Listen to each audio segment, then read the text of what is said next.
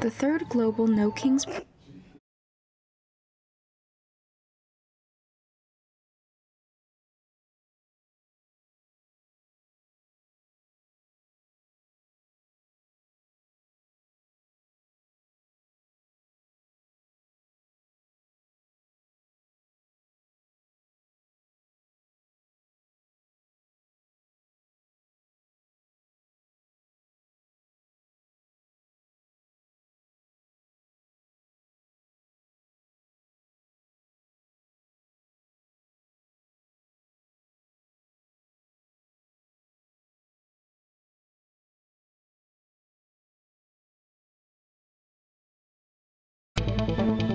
Live from SIUE, this is 204 News Break.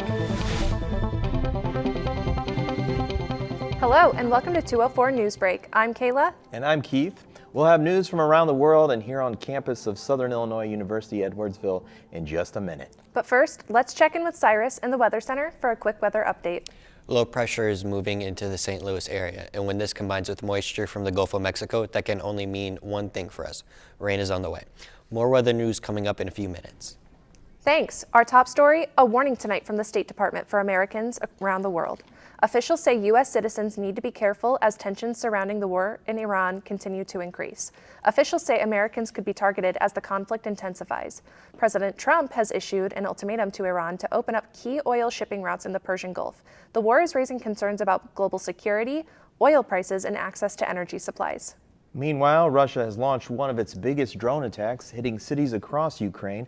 Nearly 1,000 drones were used, targeting civilians in areas and vital infrastructure, and Ukrainian military officials reported damage to energy facilities and expressed concerns about power shortages. The war in Ukraine is now entering its fifth year with no end in sight. For news closer to home, let's go into the field now for a special 204 News report. The third global No Kings protest recently took place, and locals to the southern Illinois area rallied together to protest the current government administration. On March 28, 2026, residents gathered at the Lincoln Douglas statue in downtown Alton. Many different walks of life were present, all there for the same reason, to demand change.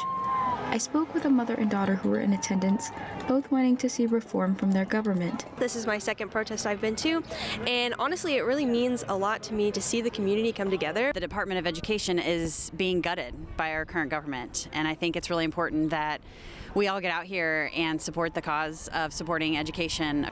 For many, the No Kings protest was the first public protest they'd ever been a part of, finding this opportunity to be the right place and the right time to fight the system. You know, I was too young to stand up for it during the civil rights movement, so now is our time to do the right thing. The protesting doesn't end here, though.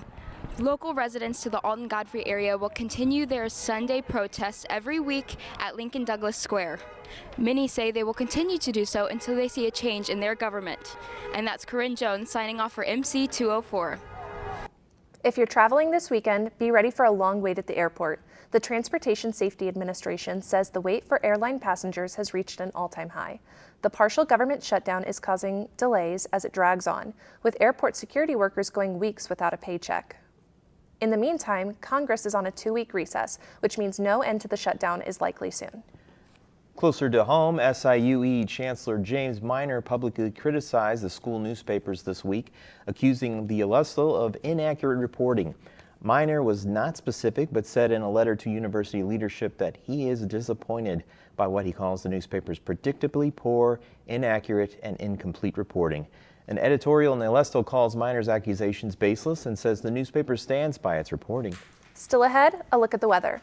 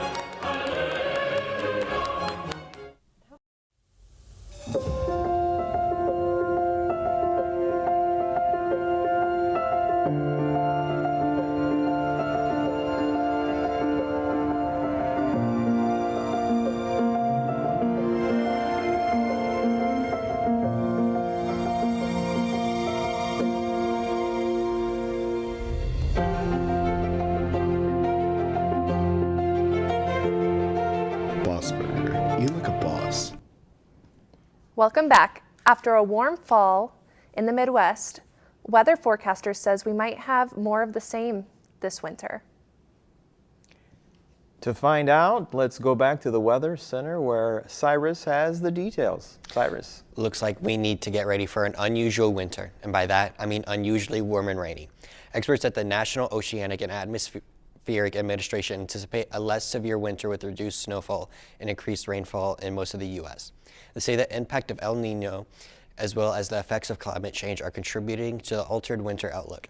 So warmer weather is on the horizon. Back to you. Thanks, Cyrus. The Illinois Attorney General has accused Edwardsville Thai food restaurant owner of tax evasion. 54-year-old Saram Purabat faces charges of filing false tax returns to avoid paying more than $100,000 in sales taxes. Purabat, who owns the popular Zap Thai restaurant, was indicted on 2 counts of theft of government property, in addition to 35 counts of filing false tax returns. Golfer Tiger Woods is also facing charges this week after a rollover crash near his Florida home. Police say Woods was attempting to pass a truck in a narrow road when his vehicle flipped. Woods, a passenger in his car, were not hurt, but he was arrested on charges of drunk driving and refusing to submit to a blood test. Woods had been arrested previously in 2017 for driving under the influence of prescription drugs. Finally, our thoughts go out tonight to SIUE music professor Manny Watts, who is recovering from a lightning strike on campus yesterday. When asked about his shocking experience, he responded, quote, "It really transformed my life. I'm a much more positive person now." Manny told reporters that he plans to take charge of his lights and to shed light on the dangers of playing the trombone in thunderstorms. Watts students say he's not only a great musician, but an excellent conductor as well. Well, that's it for 204 News Break. I hope your world is a better, less shocking, and safer place. We'll see you again tonight at 10. Good night, everyone.